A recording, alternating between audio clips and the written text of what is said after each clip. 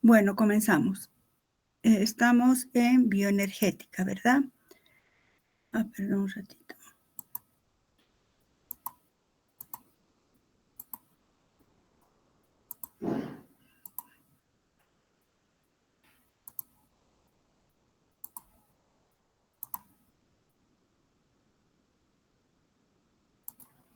Ya, ayer habíamos quedado en esto, biomoléculas que participan en la energética celular. Bueno, estamos en el capítulo de bioenergética. La bioenergética, como habíamos visto, tiene como finalidad o tiene como función, es una parte de la bioquímica que se encarga del estudio de los procesos de cómo se absorbe, cómo se transforma y cómo se entrega y también, por tanto, cómo se almacena la energía en los sistemas biológicos. Hemos visto, ¿verdad?, que la energía de todo ser vivo para vivir necesita de energía. Esa energía la obtiene de los nutrientes. Los nutrientes, las células, como sistemas abiertos, tienen la particularidad o la propiedad de transformar la energía química de los alimentos en una energía utilizable de manera, digamos, general en la célula, como es el ATP. Habíamos hablado, ¿verdad?, que para entender esto acudimos a la termodinámica, y entre todas las funciones de estado que hemos visto, la energía libre de Gibbs es la que más se utiliza en bioquímica. La energía libre de Gibbs se refiere o sea, permite predecir la dirección de las reacciones, si van a ser termodinámicamente favorables o van a ser desfavorables. Termodinámicamente favorable significa que la reacción procede hacia la formación de productos. Termodinámicamente desfavorable significa que la reacción procede, o sea, no procede hacia los productos, y hay que añadir energía para que esa reacción proceda. Habíamos hablado, ¿verdad?, que un valor delta G negativo define una reacción exergónica. Un valor de delta G positivo define una reacción termodinámicamente desfavorable o endergónica. Es decir, estas reacciones con un delta G positivo hay que añadirle energía para que pueda ocurrir. Habíamos visto también que delta G puede tener un valor de 0. En ese caso quiere decir que la velocidad de formación de productos es igual a la velocidad de la formación de reactivos. Es decir, que no habría tendencia a que ocurra trabajo. Hemos visto también que el curso de la reacción viene determinado por la energía libre almacenada en las moléculas, pero también está en relación con la concentración de las moléculas. Así, esta ecuación delta G es igual a delta G en condiciones estándar, y el apóstrofe, recuerdan que significa pH fisiológico, más RT logaritmo natural de la constante de equilibrio. Puede resumirse finalmente cuando delta G sea 0, la variación de energía libre estándar a pH fisiológico va a ser igual a la conocida ecuación que ustedes han visto en físico-química, que es menos RT logaritmo natural de la constante de equilibrio. Esta ecuación es sumamente importante en bioquímica, puesto que permite predecir a cualquier temperatura, nos ayuda a calcular la variación de energía libre, y también a partir de la constante de equilibrio podemos calcular la variación de energía libre. Una parte importante de esto, y desde aquí vamos a comenzar un poco con más detalle, es que la variación de energía libre estándar está relacionada con la constante de equilibrio. La constante de equilibrio podemos calcularla experimentalmente. Así, ¿cuál es esa relación? Pues cuando la constante de equilibrio sea igual a 1, ¿qué quiere decir? Que la concentración de los productos y de los reactivos es igual. Cuando esto ocurre, si reemplazamos en la ecuación, el logaritmo natural de 1 es 0. En consecuencia, por ese motivo, variación de energía libre estándar a pH fisiológico resulta ser 0. O sea que si nada más conocemos y la constante de equilibrio es 1, pues ya sabemos que la reacción se encuentra en equilibrio y la variación de energía libre estándar va a ser 0. Cuando la constante de equilibrio es menor a 1, ¿qué significa eso? Que la concentración de los reactivos es mayor a la de los productos, ¿verdad? Solo así nos va a dar un valor decimal. Cuando la concentración de los reactivos es mayor a la de los productos, significa que la reacción no procede hacia la formación de productos. A ver, veamos. El logaritmo natural de un valor menor a 1, por ejemplo 0,8, 0,9, es negativo. En consecuencia, si reemplazamos un valor negativo, que es como resultado del logaritmo natural de K, nos va a dar un valor menos por menos da más, lo que significa que es una reacción desfavorable, termodinámicamente desfavorable. Fíjense que nada más conociendo la constante de equilibrio, que nos da un valor menor a 1, ya podemos decir que es una reacción endergónica. Cuando la constante de equilibrio sea mayor, ¿cuándo va a ser? Cuando el numerador, es decir, los productos, la concentración de los productos sea mayor a los de reactivos. Pues la reacción entonces procede hacia la derecha, hacia la formación de productos. Si consideramos en la ecuación el logaritmo natural de un número mayor a 1, por ejemplo 1, 2, 3 o cualquier número, siempre es positivo. Reemplazando en la ecuación, más por menos da menos. Entonces, sabemos que es una reacción favorable, termodinámicamente favorable. Si resumimos, entonces, cuando la constante de equilibrio es igual a 1, la reacción está en equilibrio. En consecuencia, la variación de energía libre estándar a pH fisiológico es 0. Si la constante de equilibrio es menor a 1, repito, que la concentración de los reactivos es mayor, la ecuación va hacia la izquierda, entonces nos va a dar un valor positivo, termodinámicamente desfavorable. Y pues cuando la constante de equilibrio es mayor a 1, la concentración de los productos es mayor a la de los reactivos, nos va a dar un valor negativo, delta G negativo. Entonces la reacción es favorable. Habíamos quedado acá. ¿Cuáles son las biomoléculas que participan en la energética celular? Iríamos a responder esta pregunta. ¿Cómo se realiza la transferencia de energía desde los nutrientes hasta las moléculas de alta energía? Para esto hemos hablado ya de la variación de energía libre a pH fisiológico y vamos a referirnos también al flujo de energía celular. ¿Cuáles son las moléculas estas que participan en el flujo de energía celular?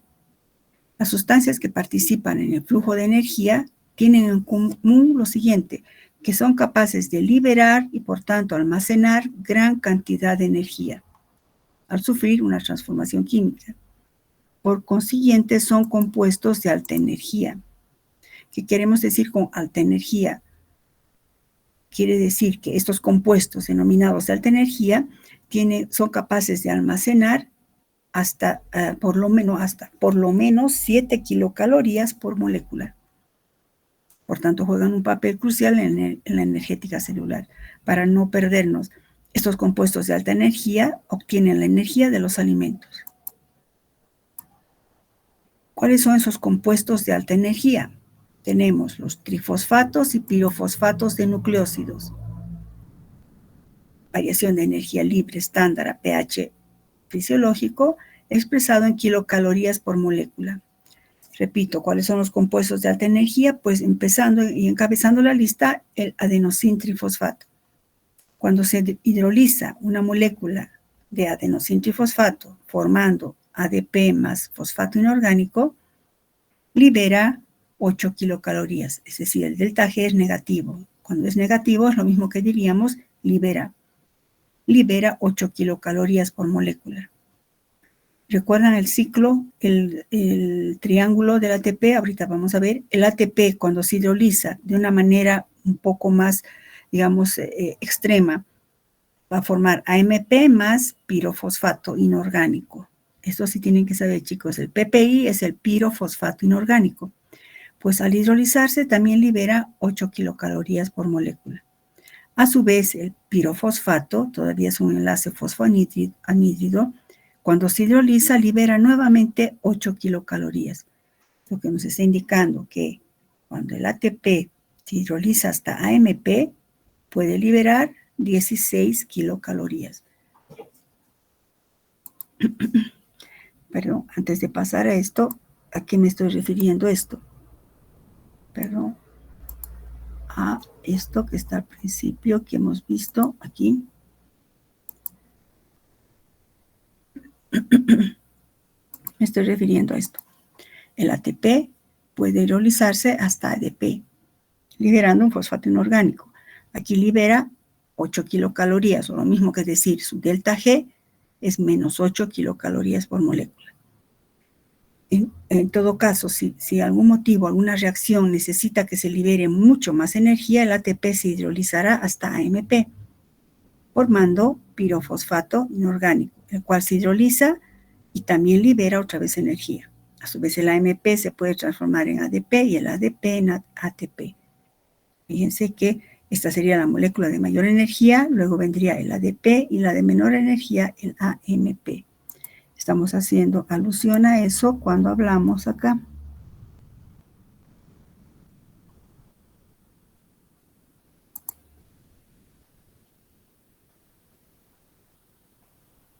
Oh, ¿dónde está?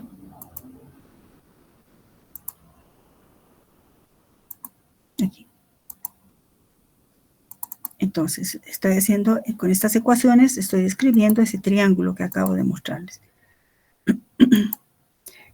Algo más importante, el pirofosfato inorgánico se hidroliza por acción de una enzima llamada pirofosfatasa y libera 8 kilocalorías. Entonces, ¿cuáles son los compuestos de alta energía? Son aquellos que van a recibir los electrones de los alimentos, ¿no? Luego tenemos los tioésteres de acilo. Los tioésteres de acilo, por ejemplo, la forma activada de los ácidos grasos. Los tioésteres de acilo, fíjense, tioésteres, cuando se hidrolizan los tioésteres de acilo, formarán un ácido graso, un compuesto, inorgánico de azufre, y liberan 7.4 kilocalorías. Otros compuestos de alta energía son los agentes reductores fuertes, que luego van a ser oxidados por el oxígeno. Agentes reductores fuertes. Aquí están los famosos, NAD, FAD y FMN. El NAD, cuando se oxida, se transforma en NAD oxidado. Cede los electrones al oxígeno, el oxígeno se reduce hasta agua. Esta reacción de hidrólisis del NAD genera tremenda energía, una variación de energía libre estándar a pH fisiológico de menos 53 kilocalorías. El FAD, cuando se oxida, libera 46 kilocalorías. Esto de que se oxida está relacionado con el siguiente capítulo, cuando el NAD cede sus electrones al oxígeno, ¿no? En el procedimiento de transporte de electrones, en la cadena transportadora de electrones. El FAD, cuando se oxida, libera 46 kilocalorías. El FMN libera 46 kilocalorías. Estos compuestos, el NAD, el FAD, FMN, son generados durante el catabolismo. Empecemos por el ATP. ¿Cómo participa el ATP en el flujo de energía celular? ¿Cómo almacena tanta energía en su estructura? Hemos dicho que participa en el flujo de energía celular, ¿verdad? Hidrolizándose hasta ADP o puede hidrolizarse hasta AMP. ¿Y cómo almacena tanta energía? Pues la energía está en sus enlaces fosfoanhídrido. Estos enlaces fosfoanhídrido, repito, enlaces fosfoanhídrido. Escriban ahí una flechita. Estos son enlaces fosfoanhídrido. ¿Y por qué tanta energía en estos enlaces fosfoanhídrido? Si nos fijamos primero, haciendo las estructuras de Lewis, a pH fisiológico, estos van a estar con carga negativa, los oxígenos con carga negativa debido a los pKs de estos grupos. A pH fisiológico están con carga negativa. Y entonces observamos en la estructura que va a haber una repulsión electrostática de las cargas negativas. Eso ya va a causar, ¿qué? Inestabilidad. Cuando hay inestabilidad, hay alto contenido energético. Otro punto en la que conserva mucha energía estos enlaces es esto, la resonancia opuesta. ¿A qué se refiere? Estos fósforos están con carga parcialmente positivo, ¿verdad? Si esto es parcialmente negativo, esto es parcialmente positivo. Este fósforo también y este también. Este oxígeno, ustedes saben por Lewis que aquí hay 2 electrones, fíjense en mi cursor, otros 2 electrones, 2 electrones. al estar con carga parcialmente positiva, los fosfatos van a tener competencia de captar estos electrones por atracción. Eso ocasiona otra vez tensión. Entonces, este es el enlace fosfoanhídrido, el que conservará la energía del ATP. La hidrólisis del ATP, por ejemplo, la hidrólisis de un fosfato para que nos dé ADP, libera 8 kilocalorías. La hidrólisis de los dos para que forme un AMP, liberará otras 8 kilocalorías. Y más el pirofosfato, otras 8, fíjense cuántas kilocalorías puede liberarse al hidrolizarse estos enlaces. Entonces, por eso esta es una molécula de alta energía. ¿Cómo aporta energía el ATP? Pues de esta manera, por hidrólisis. ¿Cómo va a aportar energía el ATP? Por hidrólisis del ATP. El ATP hidroliza sus enlaces fosfoanhídrido, formando ADP más PI más energía. Entonces, es una reacción exergónica. ¿Cuánto hemos dicho? 8 kilocalorías. Para no repetir, no he puesto, pero es 8 kilocalorías. Bueno, ahí está. La energía química liberada, a ver, esta energía química que puede liberar no se desperdicia, sino que es utilizada mediante un proceso de acoplamiento. ¿Qué quiere decir? Que hay ciertas reacciones, chicos, que son desfavorables energéticamente. ¿Quién les va a dar energía? Pues el ATP. Por eso decimos, la energía química liberada es utilizada en otra reacción de tipo endergónico. Esto es específicamente el acoplamiento de una reacción termodinámicamente desfavorable con una reacción favorable. Repito, el ATP se va a hidrolizar cuando exista otra reacción que necesite energía. Es decir, que sea endergónica. Veamos un ejemplo para entender cómo ayuda, diríamos, el ATP dando energía mediante reacciones llamadas de acoplamiento. Un ejemplo, la síntesis de la glutamina a partir de ácido glutámico o glutamato y amoníaco. La glutamina es un aminoácido, es importante en el metabolismo de los tejidos o de los músculos. También interviene en la biosíntesis del glutatión. Bueno, eso van a ver en la parte del metabolismo. Bueno, la glutamina debe ser sintetizada. Se sintetiza a partir del ácido glutámico, bueno, glutamato a pH fisiológico, ¿no? Más amoníaco, con participación de ATP, catalizada por la enzima sintasa de la glutamina. Esto forma parte del metabolismo del nitrógeno, de la urea. Bueno, no importa eso ahorita. Lo que ahorita quiero mostrarles es cómo ocurre el acoplamiento. Entonces, vamos a ver cómo es esto del acoplamiento con este ejemplo. Síntesis de la glutamina a partir de glutamato y amoníaco. Glutamato, ácido glutámico, ¿no? Glutamato más amoníaco. La sintasa de la glutamina es la enzima que va a catalizar que el amoníaco haga un ataque nucleofílico a este grupo, al carboxilo, si este es el carbono alfa, beta, gamma, al gamma carboxilo. Y va a formar una amida. La glutamina es la amida del ácido glutámico. Está entre los 20 aminoácidos que hemos estudiado en aminoácidos. Bueno, esta reacción, el hecho de que el amoníaco ataque nucleofílicamente y forme este producto, si lo hiciéramos en un tubo de ensayo nada más, glutamato más amoníaco, bueno, le ponemos la enzima, a pH 7 y a 37 grados centígrados, los transformamos a grados Kelvin, más 273, transformamos a grados Kelvin, sacamos una constante de equilibrio de 3.13 por 10 a la menos 13. La constante de equilibrio es muy pequeñita, ¿no? 3.13 por 10 a la menos 13. ¿Cuál es la variación de energía libre estándar de esta reacción? De tal manera, nuestra pregunta es, ¿la reacción va a proceder hacia la derecha? ¿Es exergónica o la reacción es endergónica? ¿Quién nos da la respuesta a la variación de energía libre? Aplicamos nuestra ecuación, variación de energía libre estándar a pH fisiológico, este apóstrofe, repito, pH fisiológico, menos 2.3 RT logaritmo de equilibrio. ¿Por qué pongo 2.3? Estamos transformando el logaritmo natural o neperiano a logaritmo decimal, multiplicando por 2.3, ¿verdad? Si resolvemos esto, tenemos menos 2.3, el valor de R, que es 2 por 10 a la menos 3 kilocalorías sobre grado Kelvin mol, y la temperatura 310 grados Kelvin, el logaritmo de este valor negativo, digo, de este número decimal, nos va a dar un valor negativo. Menos por menos nos va a dar más. Y nos da un valor, si eso resuelven, chicos, no es nada del otro mundo, resuelven esta multiplicación, sacan el logaritmo de este número y resuelven. Nos da una variación de energía libre estándar de más 3.6 kilocalorías. ¿Qué significa?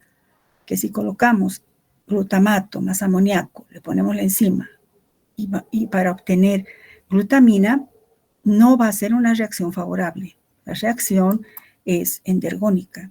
Necesita que se le añada energía para que esta reacción proceda hacia la derecha. Necesita ATP. Si le añadimos ATP a la misma reacción, glutamato más amoníaco más ATP, la enzima sintasa de la glutamina más su cofactor, nos va a dar la glutamina más ADP. Sí, en las mismas condiciones de pH y temperatura.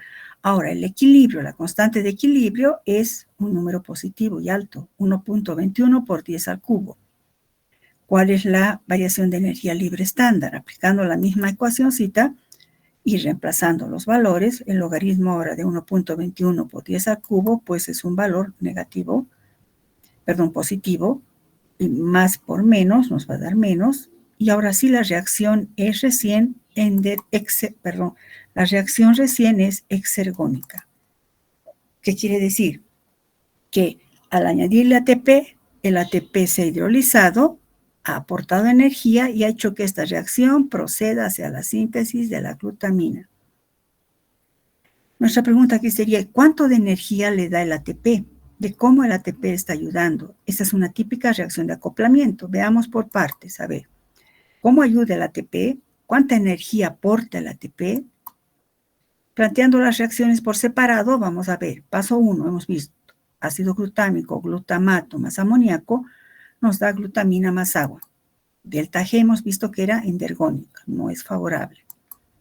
Sí, le hemos añadido ATP. ¿Qué ha hecho el ATP?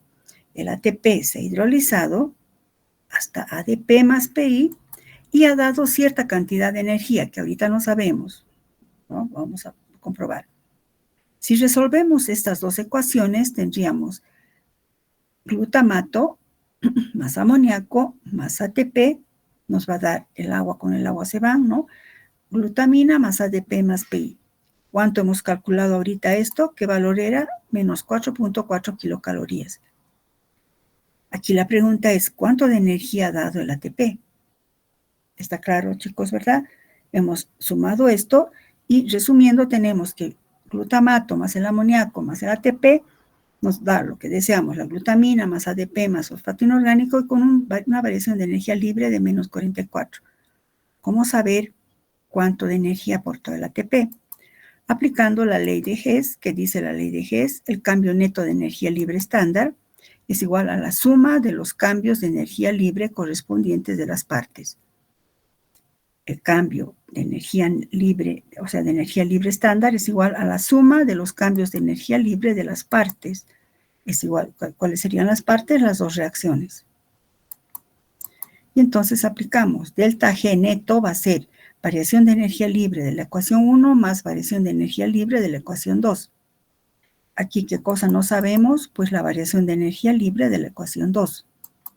Entonces, despejamos variación de energía libre de la ecuación 2, y será variación de energía libre neto menos variación de energía libre de la ecuación 1. La variación de energía libre neto de la suma, de la resultante de la suma que hemos hecho es menos 4.4 kilocalorías. Y de la reacción no, endergónica, es más 3.6, pero esto es un signo negativo. Más por menos da menos.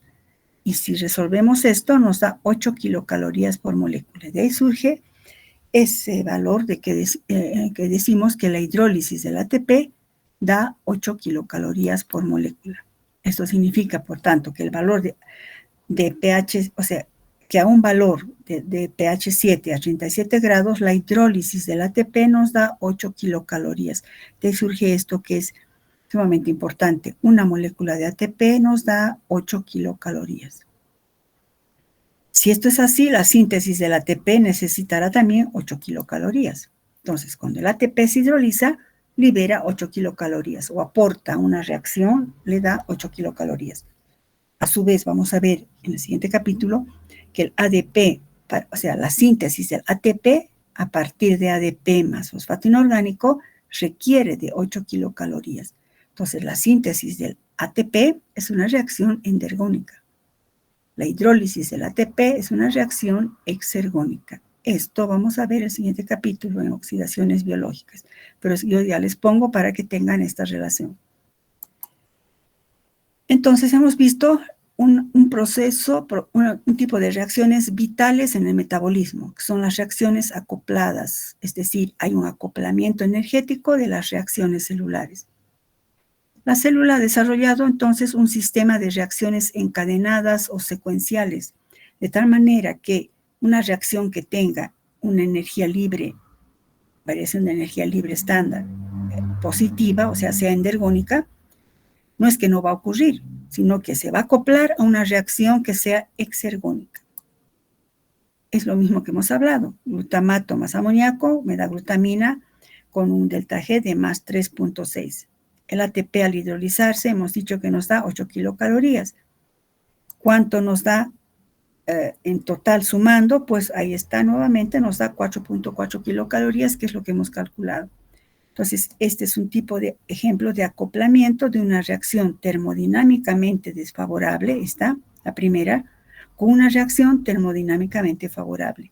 Y esa es la principal función que tiene el ATP, aportar energía en aquellas reacciones que sean termodinámicamente desfavorables. Repito, el principal papel del ATP como moneda energética del ciclo energético de la célula, principal papel es aportar energía para que sucedan reacciones endergónicas.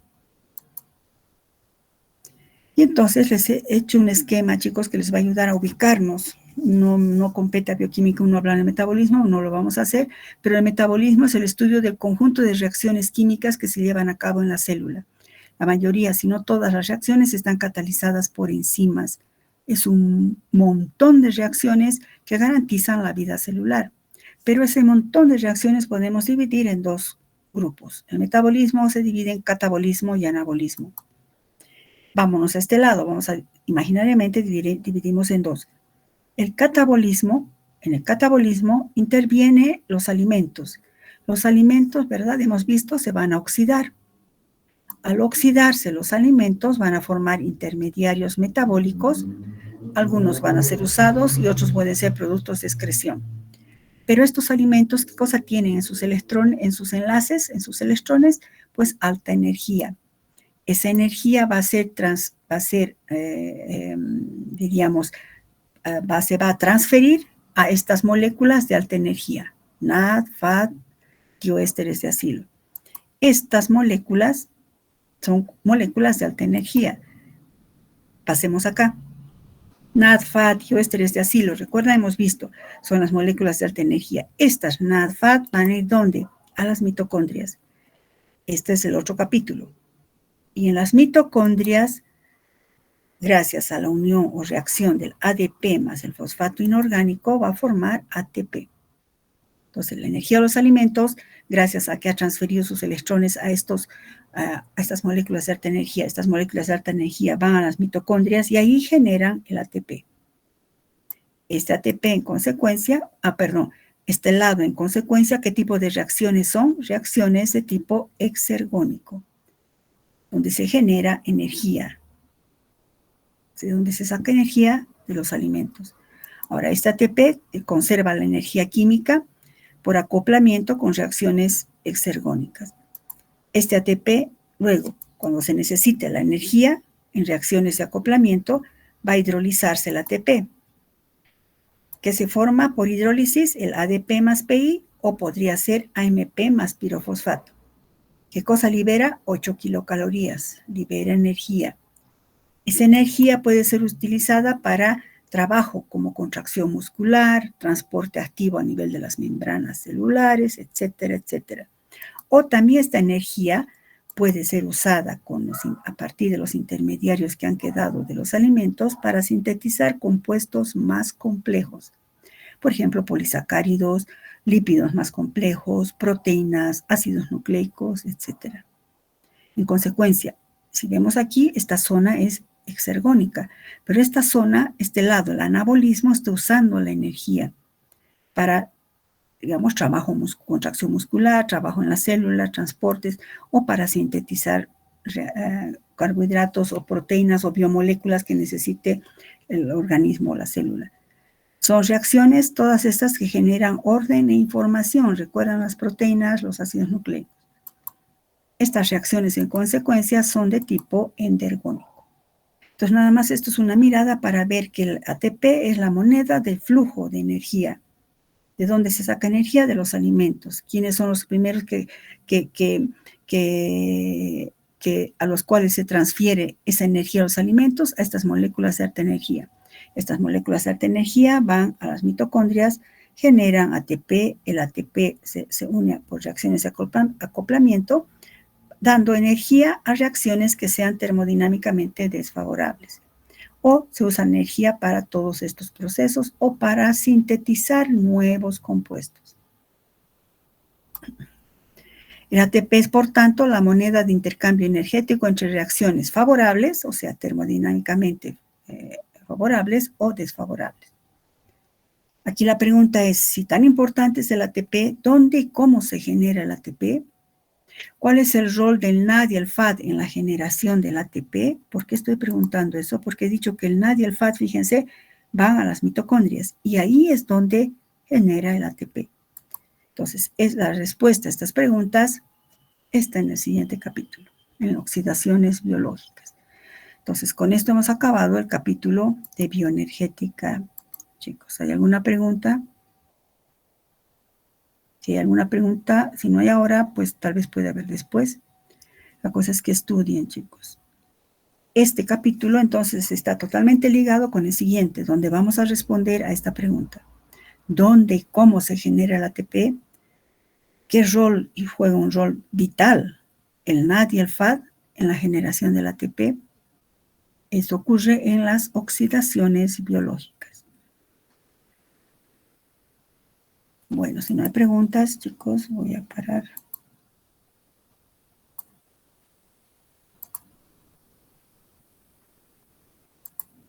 Ya. Entonces, mañana ya compartí las diapositivas de oxidaciones biológicas. Mañana avanzamos oxidaciones biológicas. Repasen un poco este capítulo, por favor, para que sea mucho más fluido explicar las oxidaciones biológicas. Hasta luego, chicos.